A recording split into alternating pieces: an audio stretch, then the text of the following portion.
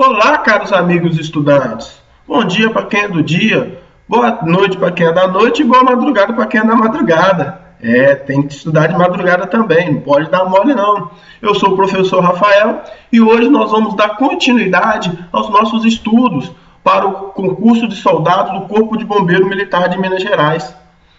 Na aula passada, nós falamos sobre as células, que é a parte fundamental dos seres vivos. Todos os seres vivos é composto por célula.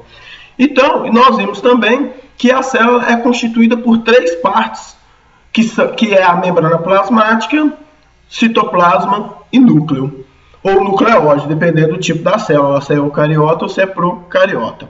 Então, hoje, nós vamos falar da parte da membrana plasmática. Super importante.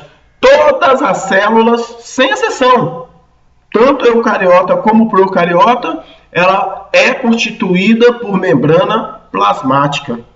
Por que todas as células têm que ser constituídas por membrana plasmática? Porque ela é essencial. Porque ela é quem vai separar o que está dentro e o que está fora da célula. Ela que separa o meio intra e o meio extracelular. É como se fosse imaginar a parede da sua casa. Não existe uma casa sem parede. Obviamente, também não existe uma célula sem membrana. Ela é super importante nesses termos de proteção e de transporte que nós vamos ver aqui agora, nesse exato momento. A membrana plasmática ela é uma estrutura que protege e que controla os transportes, as substâncias que vão sair e que vão entrar da célula. Vamos imaginar novamente a parede da sua casa. Como é que você consegue entrar e sair? Você consegue entrar e sair pela parede? Não. Mas você consegue entrar e sair por uma porta, por uma janela. E a membrana vai ter exatamente as mesmas coisas, as mesmas ideias. Por uma substância sair e entrar, ela pode entrar diretamente pela membrana, nós vamos ver que é possível, ou então por portas e janelas que tem na membrana, que são as proteínas que vão fazer esse papel de ajudar no transporte de substâncias do meio intra para o meio extracelular. Beleza? Bom, a membrana ela é constituída principalmente por lipoproteínas, ou seja, lipídios com proteínas. Tá? Normalmente, os lipídios são chamados de fosfolipídios e colesterol, e as proteínas também são chamadas de estromatina. Então, nós falamos que a membrana plasmática ela contém duas camadas. Também, por isso, pode ser chamada também de bicamada fosfolipídica, porque é formada por duas camadas, uma de fósforo e outra de lipídio, que nós vamos ver na figura daqui a pouquinho. Ela é muito espessa. A membrana plasmática é muito fininha, muito fininha. Ela tem aí a espessura de 5 a 9 nanômetros. Mas o que é nanômetros, professor Rafael? Vamos imaginar o seguinte. Pega 1 milímetro da sua régua e divide esse 1 milímetro em 1 milhão de vezes. Aí você vai achar 1 nanômetro. Ok? Então é muito fino e por isso só pode ser visualizado no microscópio eletrônico. É impossível visualizá-lo no microscópio óptico porque é muito, muito, muito, muito pequeno a membrana plasmática. Como é uma membrana muito, muito pequena, só sendo possível ser visto no microscópio óptico, em 1972, o Singer e o Nicholson propuseram um modelo para que a gente pudesse compreender como que funcionaria a membrana plasmática. E esse modelo foi chamado de modelo fluido, tá? Da bicamada lipídica da membrana plasmática.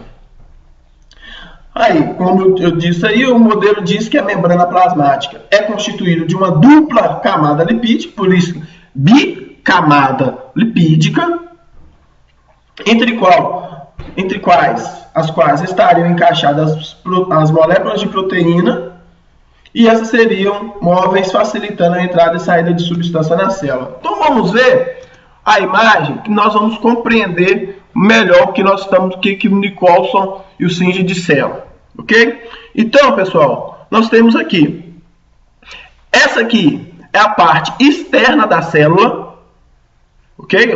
O meio extracelular, o contato com o citoplasma, e aqui é a parte intracelular, é a parte interna da célula. Beleza? Desculpa, pessoal. Esse aqui não é o citoplasma, não. O citoplasma é essa parte de baixo aqui. Aqui é o meio extracelular, fora da célula. Aqui é o meio intracelular, dentro da célula. É o que está em contato com o citoplasma. Beleza? Observe que essa parte de cima aqui possui uma cabeça. Ok? Vamos separar ela aqui, ó. Uma cabeça mais vermelhada aqui, ó. Essa cabeça, ela é formada por fósforo, ok? Por fósforo. O fósforo, ele é hidrofóbico, ou seja, ele tem afinidade, ele é hidrofílico, ele tem afinidade com a água, ou seja, ele se mistura com a água.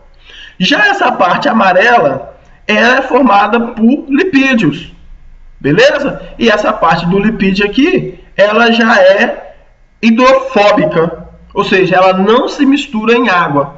Então, nós temos duas partes aqui dentro do modelo fluido. A parte que se mistura em água, que a gente chama de hidrofílica, e a parte que não se mistura em água, que nós chamamos de hidrofóbico. E isso é extremamente importante para a passagem ou não de substâncias da parte de fora para dentro e de dentro para fora. Aqui, para cá, eu tenho uma camada fosfolipídica, porque é um fósforo com lipídio, e aqui eu tenho uma camada lipídio com fósforo. Logo, unindo as duas, eu tenho a bicamada fosfolipídica. Observem que dentro dessas camadas, entre essas camadas fosfolipídicas, nós vamos ter outras substâncias importantíssimas. Essas substâncias são as proteínas.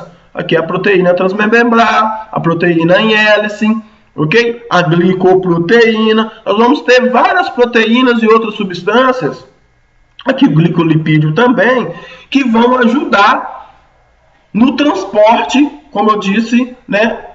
Do meio intra para o extra e do meio extra para o meio intracelular. Mas essas substâncias, elas ficam estáticas? Não. Elas estão em movimento o tempo todo na membrana, justamente para facilitar esse transporte. Beleza, pessoal? Super importante essa ideia da entrada e saída de substâncias do meio extra para o meio intra e vice-versa. Bom, dando continuidade, a membrana plasmática possui algumas propriedades importantes, beleza? A membrana plasmática, ela é permeável, ela seleciona substâncias que entram e saem da célula. Então, ela tem essa permeabilidade de deixar entrar ou não substâncias da célula. Ela também é porosa, porque ela apresenta poros justamente para fazer as trocas da célula com o meio. Obviamente, de célula com célula e de célula também com o meio. Beleza? A membrana tem a capacidade de se esticar. Importantíssimo para a manutenção, porque às vezes é preciso englobar alguma coisa, ou então ela às vezes precisa mudar o seu formato, justamente, ou às vezes é preciso inchar, porque está com muita água, diminuir o seu tamanho, porque está com pouca água. Nós vamos ver isso para frente. Vai depender de onde que ela está está se encontrando dentro de uma concentração, de um gradiente, tá? Então ela tem essa capacidade de esticar, justamente para não estourar, né? Outra propriedade é a regeneração, ela consegue se refazer, tá? Lógico que depende o tamanho da destruição da membrana. Se for uma coisa gigantesca, não tem como regenerar. Mas se for uma coisa pequena, ela consegue também se refazer. Ela tem uma resistência mecânica, ela consegue sofrer alguns contatos físicos, né, de uma substância mesmo, ou de uma outra própria célula, ela consegue ter essa resistência mecânica aí para diminuir o impacto daquilo que está dentro da célula. E por último, ela tem uma resistência elétrica, ela tem um papel de isolante, tanto elétrico também quanto térmico. Lógico, pessoal, que eu estou falando disso eu não estou falando de uma proporção gigantesca, estou falando de uma proporção baixa, com que ela consiga lidar com essas situações de mudança de temperatura, de mudança de física e outras coisas mais, beleza? Pessoal, já deu 11 minutos, então a gente finaliza essa parte de introdução da membrana e a próxima aula nós vamos falar os tipos de transporte presente na membrana plasmática, beleza? Bons estudos, até daqui a pouco